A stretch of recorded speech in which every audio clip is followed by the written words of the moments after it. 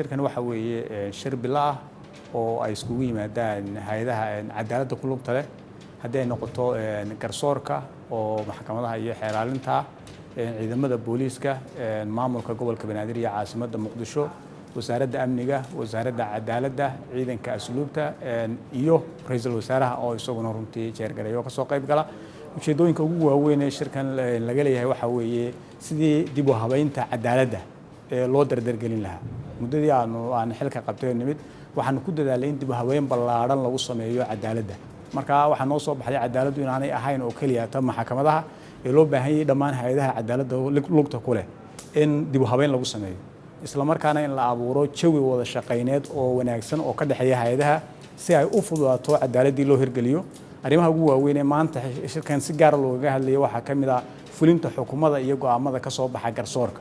oo ah meelaha ay bulshadu cabashada badan ka qabto marka waxa la isla qaatay in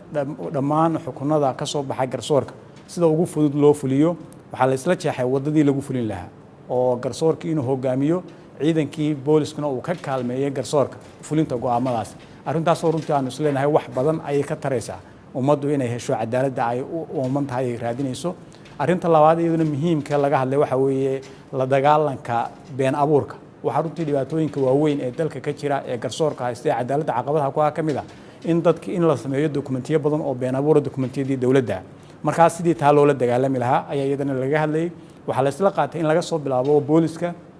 xeeraalinta maamulka gobolka iyo maxkamaduhu dhammaantood inay si wadajir ah ula dagaalamaan maxaan ku dhahdaa been abuurka isla markaana haddii laba dhinac ay la yimaadaan dacwad madani ah